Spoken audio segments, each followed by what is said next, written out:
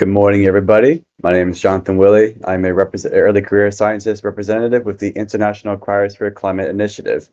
Today, it is my pleasure to introduce our next exciting session. We will be discussing connecting science to communities, informing adaptation in the Hindu Kush, Himalaya, and Pamir regions, hosted by the AKAH Agency for Habitat. I'd like to now introduce the moderator for today's session. We have Rosa Laura, coordinator of the Mountain Partnership Secretariats. Rosa Laura, it's yours. Thank you. So thank you very much and welcome to this event. And let me start saying Happy International Mountain Day to all of us. Yes, I'm Rosa Laura Romeo, and I am the coordinator of the Mountain Partnership Secretariat. The Mountain Partnership is the only United Nations alliance devoted to mountain people, mountain environments, and we are very happy to coordinate the activities related to the International Mountain Day. Our global alliance counts now more than 500 members, among which 66 governments and hundreds of very active and engaged major group organizations. And the AKAH Agency for Habitat is one of our very active members. So this year, the theme of the International Mountain Day is restoring mountain ecosystem. And I'm sure all of you all of us working on mountains understand very well why this theme is so relevant. Mountain ecosystems are often very degraded. And if they have to continue fulfilling their important role, it's very important to restore these key ecosystems. Of course, the International Mountain Day is also an opportunity to raise awareness about the importance of calling for a nature-based solution and best practices that can support and build the resilience of mountain people against the vulnerability that is so high in mountain areas. We all know that climate change is accelerating in mountain region, and this is especially true for the communities across the Hindu-Kush, Himalaya, and Pamir region. They are witnessing very severe climate change impacts on their life and their livelihood, with very important consequences.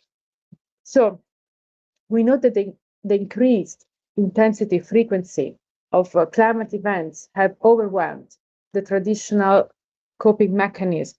And indeed, science-informed innovation is needed to support adaptation and ensure that these communities can continue to live in their mountains and mountains can continue to provide their very important ecosystem services. Of course, we know that a key challenge is how we integrate scientific knowledge into actionable initiatives on the ground. And these require a very joint effort, a strong collaboration among policymakers, the scientific communities, academia, planners, and practitioners. So I think this is the objective of our meeting today, is to hear from the AKAH Agency for Habitat about the very unique pilot studies that they are conducting that would bridge the gap between scientific knowledge and action. I would not go into the details of these studies. I'm sure we will hear a lot about that. But I would like to say that as Mountain Partnership Secretariat, we are very interested in supporting these initiatives. And I would like to thank the AKAH for inviting me to moderate this event. So now I would like to give the floor to the first speaker. In fact, there are two first speakers. Mr. Deoraj Gurung is the chief scientist of the AKAH Agency for Habitat, and he's the leader of this very important special initiative. And this working together, I understand, with Eftimios Nikolopoulos, who is an associate professor at the Rutger University, and I think they will share this presentation. So, Deo, you have the floor. Thank you.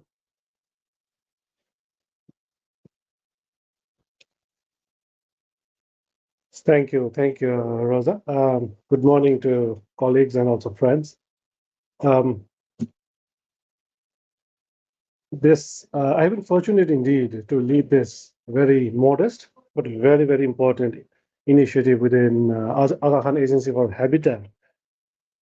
Every outing that I take, every conferences that I attend, every person that I talk to, both scientific and also scientific fraternity, and also from the development and practitioners, as well as communities.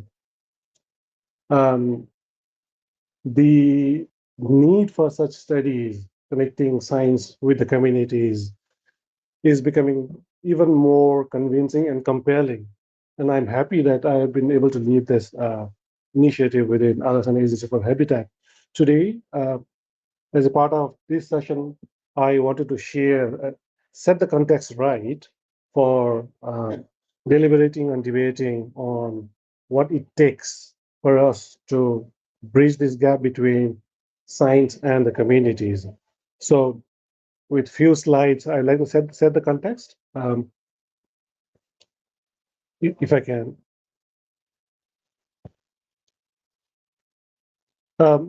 As I said, I'll spend some time talking about why, what is that we are doing, and how we are doing. Basically, to share some of the learnings of the sessions that I had with different stakeholders so far, and also how we could improve on bridging the gap. Let me take a few minutes to introduce my agency. We are part of a larger network called AKAH Development Network, and our agency, the AKAH Agency for Habitat, or in short, AKAH, our goal is to ensure that our communities live safely, securely, and also thrive. And we deliver our program through these three strategic pillars. One, the plan, which engages understanding of the existing risk and also potential risk. Second is to prepare against the risk and then use this knowledge and the interventions to progress.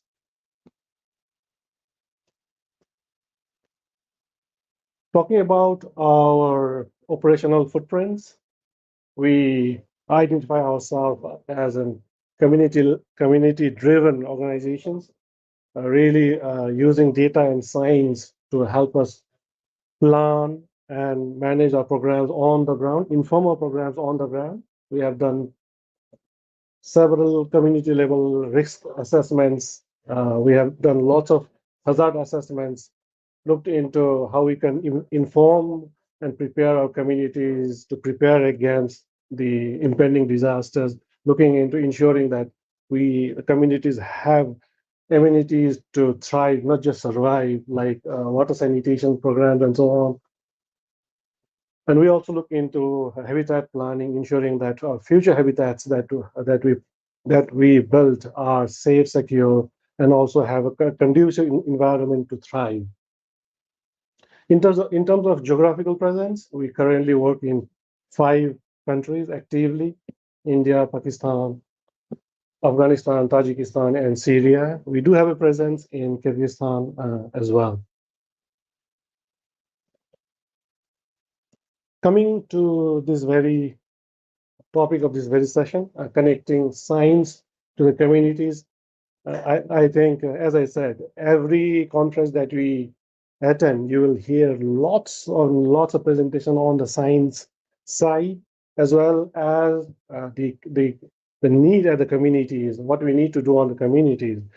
But you will hardly hear, or you'll possibly hear few presentations on how do we ensure that the science connects to the community, or a presentation on cases where we clearly see how science are connected with the communities. In order to bridge this gap, we started our engagement with the broader stakeholders, and we position ourselves as an enabling agency or enabler, trying to create that enabling environment sitting in between science and the community, speaking to the science as well as the community. And AKAH, in that sense, has a unique privilege because of the fact that we have been working very closely at the community level, and also having the scientific acumen to bring these two sides together, science and the community together. AKAH sits uniquely positioned to lead this process. We see there are 3 big elements to have these connections built, science with the communities.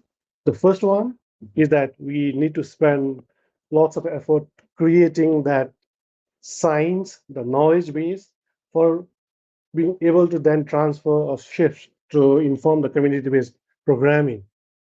So with this effort as per our program, we have been able to connect with the scientific community, including academia across the globe, and develop do a very comprehensive compilation of research and scientific research that done by the community, scientific community across the globe. Second thing that we would do then is to connect science and the scientific fraternity people with the community developers, practitioners on the ground, understanding their needs and ensuring that how we could package and deliver the science into the hands of community leaders, community development partners to inform their community level preparedness and programs. As part of our effort to do the science part, we have been able to work with the scientific community and compile a report on looking at how climate change, and the impacts will look like in midterm till 2050, short-term 2050, midterm 2080, and by end of the century on the two climate impact scenarios, RCP 4.5 and RCP 8.5. We have taken 21 districts spread across Afghanistan, Tajikistan, Pakistan as our pilot area, trying to do this detailed compilation of scientific knowledge, working with the scientific fraternity, and done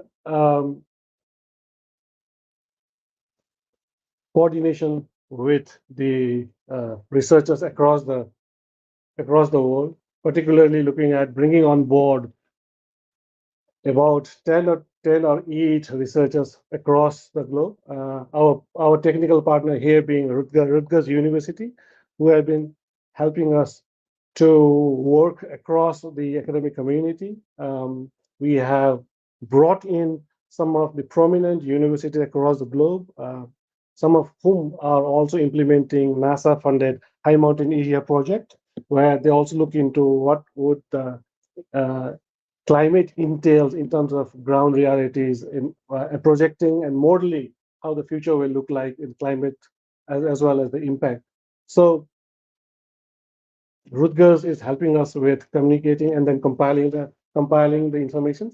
The reason that we have been working with the academia is to ensure that the quality and veracity of the information that we gather is being looked properly with the technical skill set and also the technical eye, so that we do have a quality knowledge resource and repository already developed. If you look at the reason that we also brought in different universities is of the fact that you need different skill sets and also to look into different sectors. For example, we have some scientists looking at the soil erosion. How would future soil erosion be in terms of scenarios of climate? Similarly, we have some team looking into food productivity, some team looking into how the glacial lakes and glaciers will be impacted by the climate changes. We also have somebody looking into flood hazards, landslide hazard, and also one of the very important part of our study is also looking into how snow and runoff will be impacted. We also have glacier dynamic studies brought into it, and on top of that, Rutgers has been able to bring on board the downscaled product, the downscaled information about how precipitation and temperature would vary in future. So you can see there is a team of scientific people, scientific agencies working and helping with us. So I just wanted to bring in my colleague and friend, Themis, to lead this rest of this presentation. Themis, over to you. Thank you, Dioraz, and good morning, everyone. I guess I should probably share my screen now. Let me just take a second here.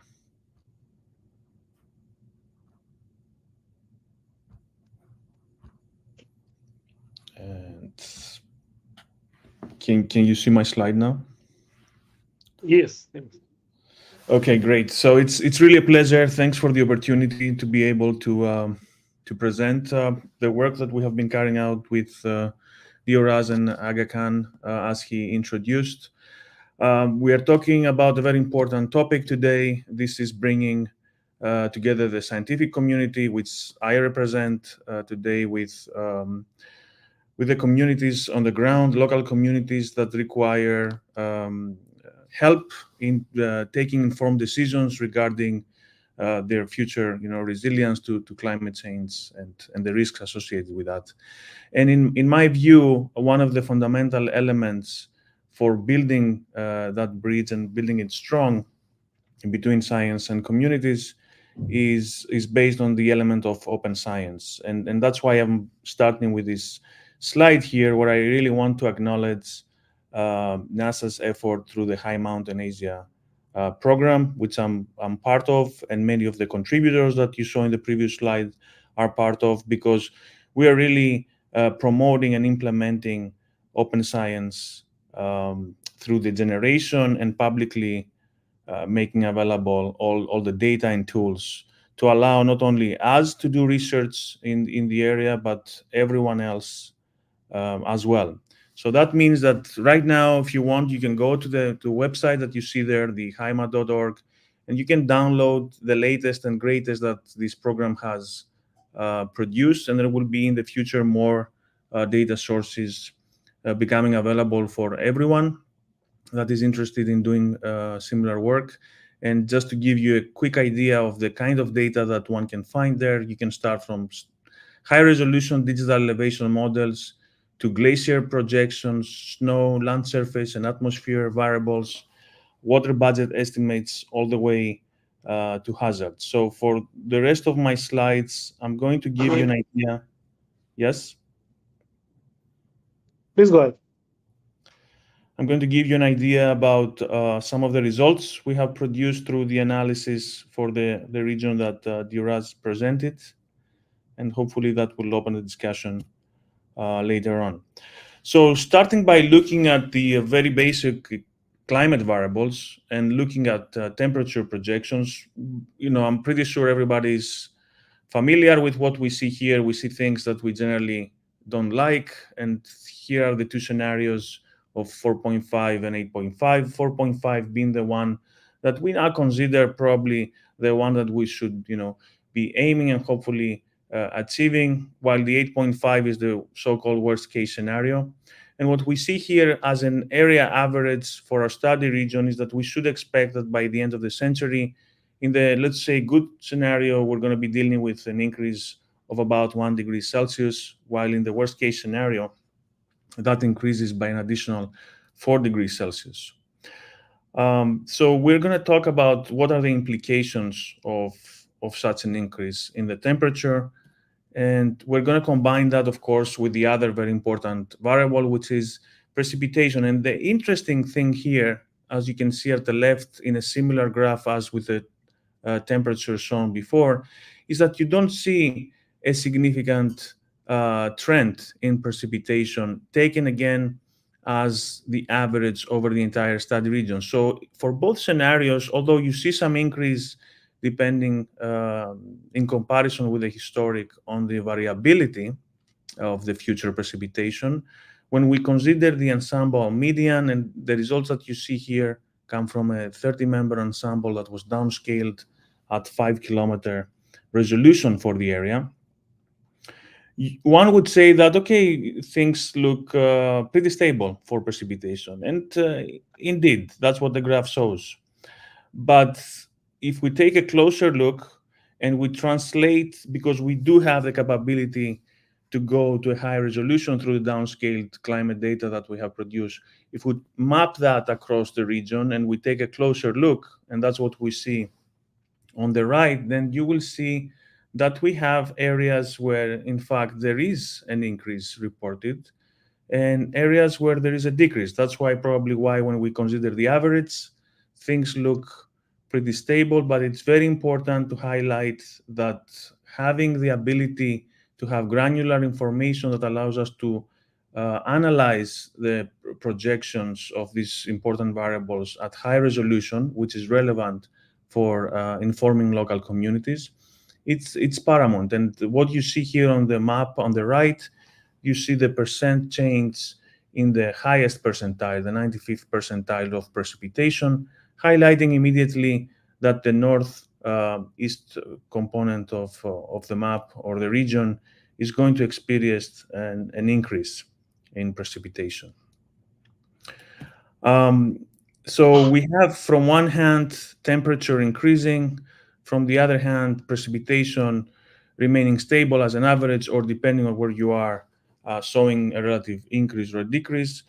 But if we start looking at other components of the hydrologic elements in the region, and here you see an example of how the dynamics of glacier area are expected to change for the two scenarios, you see a tremendous change at the end of the century with respect to the glacier area.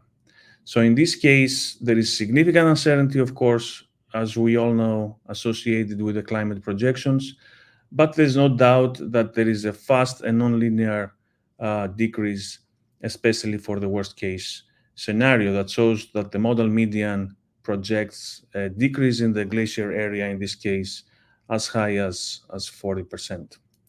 And this is a very alarming result. It's not representative of all the glaciers. It's an example, but there is a general trend that is similar across other glaciers as well.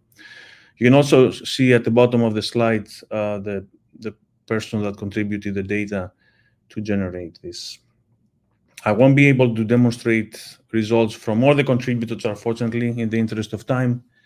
So I'm just presenting some basic information to open up a discussion, and hopefully when the report is finally published, it can be shared with everyone who is interested. So sticking with temperature, which had the clear signal of increasing in the future, as one would expect when we think about heat waves, situation is becoming significantly worse. And we're looking at the worst case scenario here. I'm just having the map to bring up the importance and highlight why being able to look at maps like that, where we can pinpoint exactly where the vulnerable communities are and analyze at that level of granularity, is where we see, for example, the northwest and south region of our study area being impacted in the future and reaching intensity of heat waves that will be as high as 50 degrees Celsius. And when we looked at the duration that I'm not showing here, the duration in terms of days of the heat waves was multiplied by a factor of 5 or more. So these again are projected hazards that are very important for the livelihood of communities. Another element that we have looked at, and you see here on the screen, is the permafrost. Here you see a comparison between the 4.5 and on the left and the 8.5 scenario on the right, and you can immediately, by comparing the two, recognize the importance of these additional degrees Celsius that we get as a projection for the 8.5 scenario, where a big area of the permafrost has now been removed, and what once was continuous permafrost, and we can still see it on the left, has now turned into an isolated or sporadic. So these results and the fact that we're losing, the water in that state in the region has tremendous implications for the hydrologic cycle and the hydrological applications in the area. So we addressed the precipitation and temperature. We looked at the glacier areas. We looked at the permafrost. But there are also hazards that are triggered by the changes in those important climate factors. And as An example, one of the work that Dr. Stanley from University of Maryland contributed to this study was to look at how the future landslide risk is changing given the different changes in the climate. And you can see, of course, the contrast between the 4.5 and the 8.5 scenario is dramatic. There is an increase in both, but the increase for the 8.5 of landslide risk reaches all the way up to 60 to 80% for the western part, or excuse me, the eastern part of the region. So these are some of the findings that we have developed through the analysis of the state-of-the-art data sets that were produced as part of the High Mountain Asia program of NASA. And by compiling, the different findings and making some concluding remarks to open up the discussion today, I want to highlight that, yes, I'm pretty sure you're not surprised by the fact that the changes in precipitation and temperature are causing significant potential threats in the area. They are actually expected to lead to a cascading and as well as compounding hazards that will significantly impact the vulnerable communities in the region. But open science offers the data and tools to help communities improve resilience to climate change. This is something very important. And what we need to do is that we need to strengthen the interaction between the local stakeholders and the scientific community so that we can make the best out of all these data and tools that we have to offer.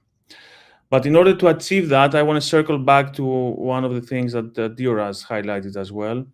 We need an enabling entity to facilitate science-informed action on the ground. So this is the role that in that particular study, the AKAH and Dioras specifically had, and it made a lot of difference.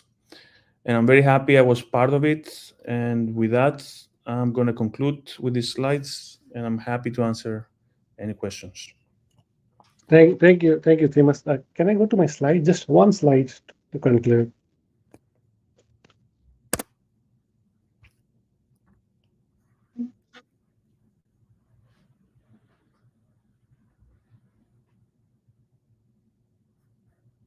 The final slide, possibly.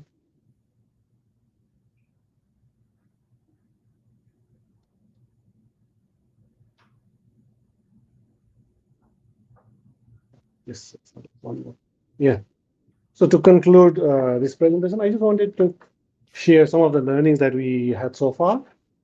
Science, as presented by Themis, is not very simple to be understood by the practitioners, particularly, and the community. So I think the role of enabling agency in between, sitting in between science and the community, is such an important part of the process. And what we have played that role so far, and what we learned so far then is, I think there are already so many studies done by across the globe. There is no need for us to reinvest. If you may have noticed that all of the presentations or the science that Themis presented were contributed by different research agencies sitting across in different universities. So there already has been done so much of work on the science part by different agencies. What we really need is somebody to bring together, collate, and then package in a way that the communities and the development partners can understand and use it. Second finding that I see here is research teams, those that I contacted were so willing to collaborate. They were really forthcoming. There were some people who were helping us with even the designing of our study and also helping with writing the report. There were some who were provided the data and we did the processing. It is very clear from the dialogue that I had with these communities, scientific communities, that research teams often are not connected with the ground.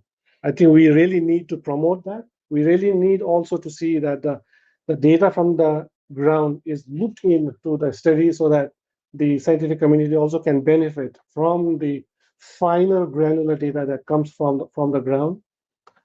Two challenges working with this kind of a setting is that different research group, they have a different framework in terms of timeline, in terms of the granularity of data. So bringing data from different teams working with the different assessment framework was a challenge.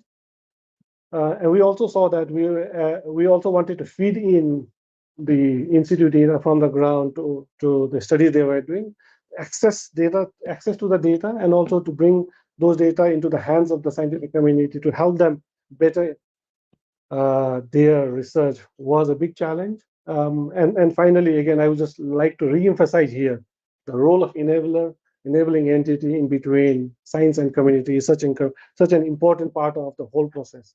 Thank you so much.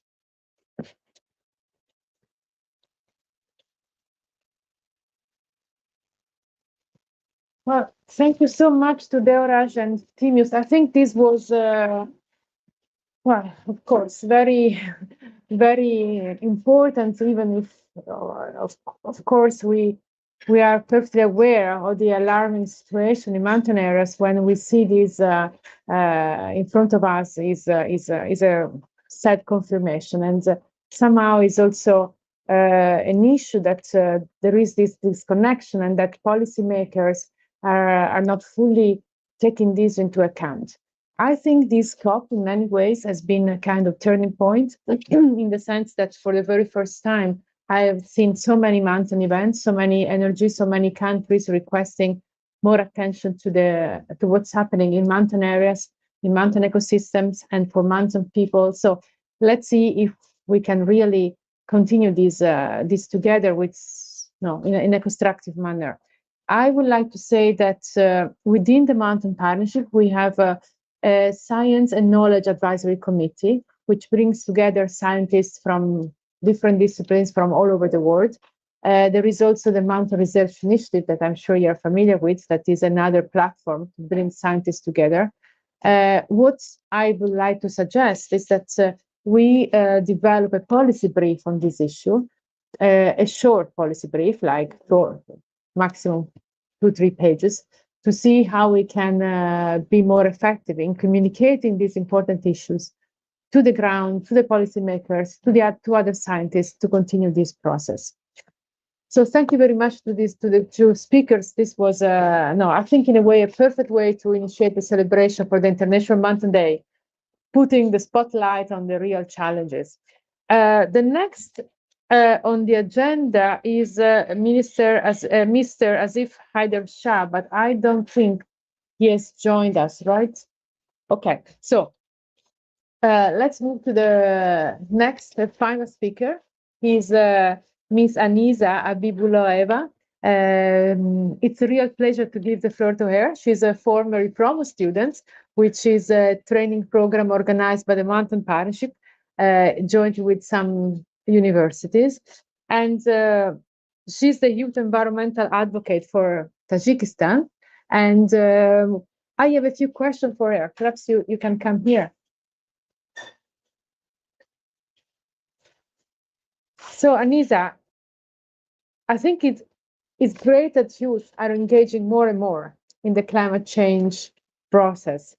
But what do you think are the key issues in the climate change agenda today for you, from your perspective?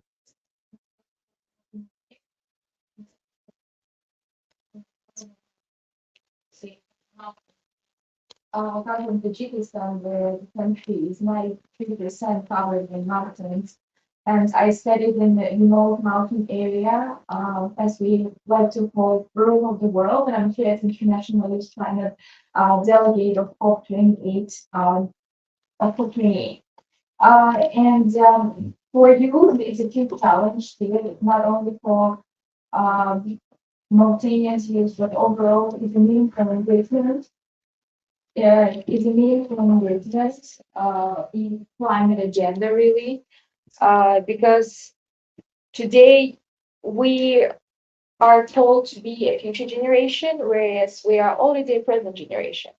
For instance, Tajikistan, up to 50% of the total population are youth, people under the age of 35, where the majority, and definitely lots of attention should be put on engaging the youth, not only, as we like to say, illusion of inclusion as a youth washing, but to be meaningfully engaged in higher levels, in national climate agendas. Like I can give a couple of examples how we as a Central Asian youth actually trying to be meaningfully engaged. For instance, this year we actively participated in compiling a regional statement of use and CSO for the COP28, and we do it annually, then hand over to the government with the hope that it actually will be meaningfully integrated in the national statements too. And another thing that youth is involved as practitioners, as activists, as the researchers too. Like I myself, a project coordinator of Environmental Angel Little Earth, which is also an organization part of Mountain Partnership. And for instance, we work with mountain communities, specifically women and traditional communities, to provide energy efficient and solar technologies in a small scale. And yeah, overall, for youth, now our priority is to be really meaningfully engaged in not only grassroots local actions, but more on national climate agendas, and to be like included as representatives of our country, considering that we are the voice of the half of population. Yes, absolutely. I think it's very needed. And but how do you see that the world leader can create a space for you, or how can you make a space for yourself in this process? I definitely will think that, like, I will say that it's important to try hard to be engaged by your by by the opportunities that you discover yourself. But I think that there definitely should be a political willingness to include the youth. Because I had an opportunity to talk to youth from all over the world, and everywhere where the youth is actually meaningfully engaged, and I asked how you managed to do that, they said there was a political willingness, there was a recognition of the youth importance. So the first and for the most step is definitely a political willingness to recognize the youth, to accept that it's actually very important to hear the youth and to meaningfully engage them. So definitely it starts from political willingness and governmental recognition of the youth importance. Secondly, like very basic is, for instance, creating a consultancy groups on like consultancy youth groups, for instance, for compiling the national statements, national documents, strategies, and etc. And one of the basic things that really any delegation can do is to include the youth as a parties, as a speakers, give them an opportunity to speak up for the country, to give them a particular track to follow, and to use, because despite being young, so many of us are already young professionals with quite rich experience. So these are something that I would highlight. Absolutely, absolutely. And going back to the theme of this event, how do you see the youth making the connection with the science? How do you see your role? Actually, I think like really for me as a climate advocate, science goes along with the action. Like we cannot do really anything without the science. All the national adaptation strategy, especially in terms of climate adaptation, more creating more resilient communities. Like science is like science should stand in the heart of all the strategies. And for us, for as a climate activist, as a climate communicator, we always use scientific background in order to interpret, in order to provide the information to increase the awareness about the alarming issues, because our education systems are outdated, although we are, like, for instance, my community being extremely vulnerable to climate change, so many people are just not aware about this existence, and therefore, like especially civil society, I can say, serve as a bridge between like science community and local population to inform about the alarming issue, and we all definitely use the scientific paper and try to interpret them in a more like in an easy manner. There is definitely still a huge gap, as it was already highlighted, persistent in between the science, between the government, between the CSO. Like we're trying our best in order to decrease it, and in order to use scientific knowledge in a more effective manner. Like, however, I think from my personal experience, I can say that sometimes it just doesn't reach us because it's like it's left on the surface research community. So like research for the researchers, for the scientists, and but I know there are like sometimes there are options like developing the policy brief or the shortened versions of research and etc. However, like I also would highlight, there is like a urgent need to make it available in national languages too, to make it easy to understand for the local communities and for us easier to interpret it, because we always try to interpret it in a local, easily understandable manner. And yeah, and lastly, I think for a scientific community, the easiest way how research and scientific knowledge can be spread is connecting to the grassroots movements, because we do a lot in terms of environmental and overall environmental awareness, and we are those who can really deliver the knowledge to the local population and spread the information. And if we can count on advocates like you, I think the work is almost done. Because congratulations, you are extremely articulate and you could really present and share your ideas in a perfect manner. So if the youth can be the bridge between these two groups that don't talk too much to each other, that would be really, really important. So thank you for this. It was very, very good to listen to you. And we have a few minutes now in case there are questions from the audience. Like to ask something? Si vous voulez parler en français, pas de problème.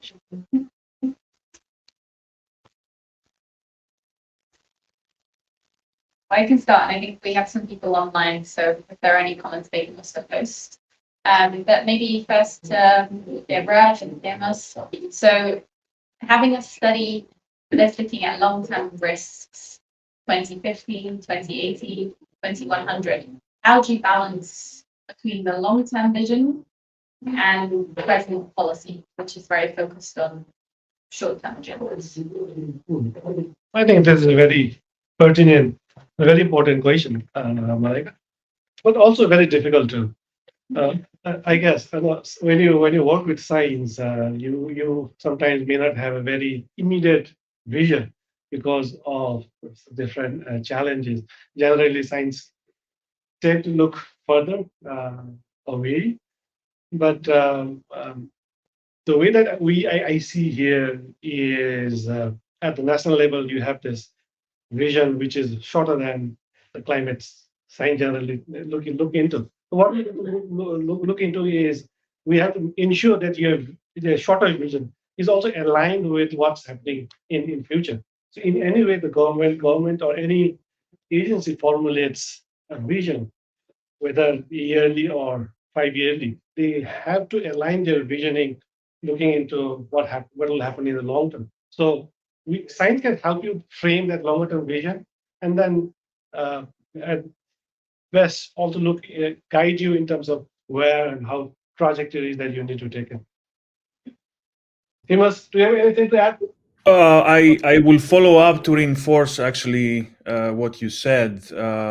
Short term is is not a good option, and it's up to us to let them know about this and advocate for the long term, because we're dealing with such non-stationarities when it comes to the climate change and all these different impacts that are associated with that we cannot afford to act on a short-term plan.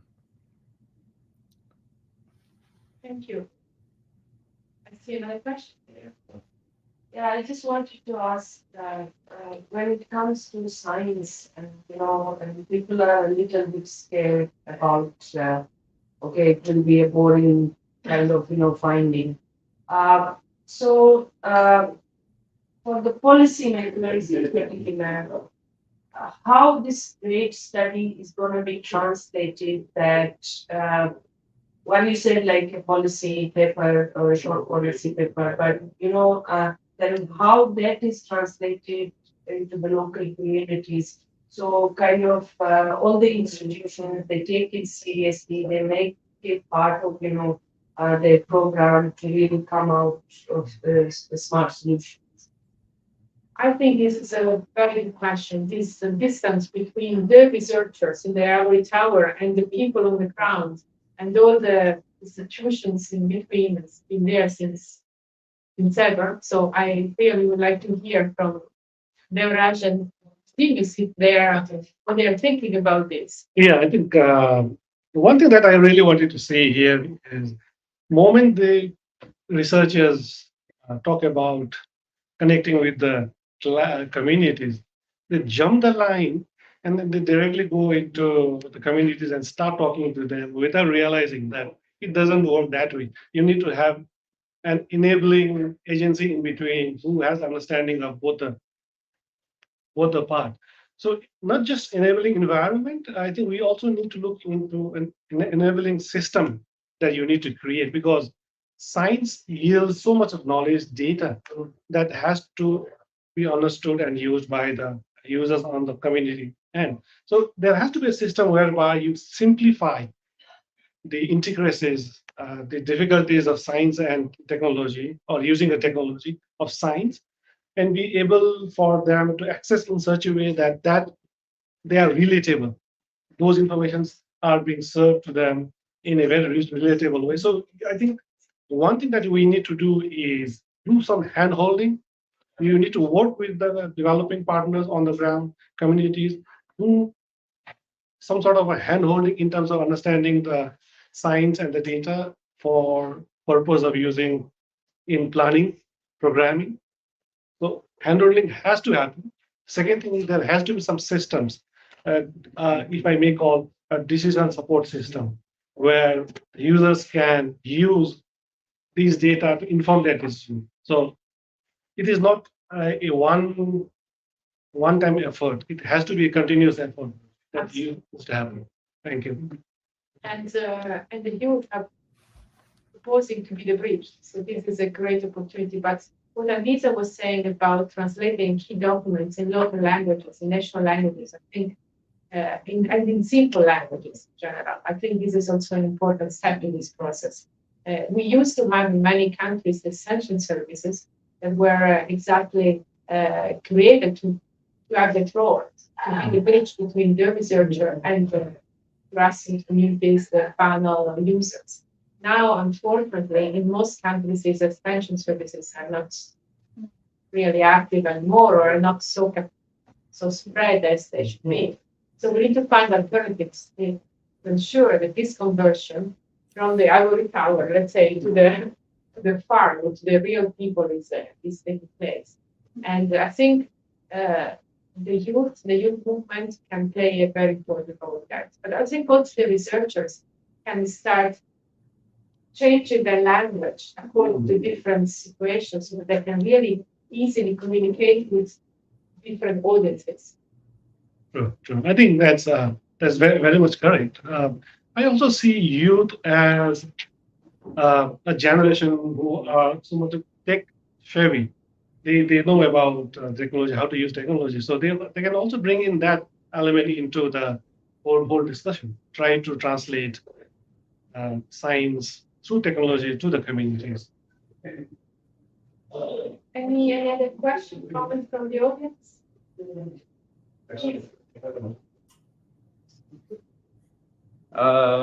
For Efimos, sorry if I mispronounced your name, actually. A bit of a more scientific question.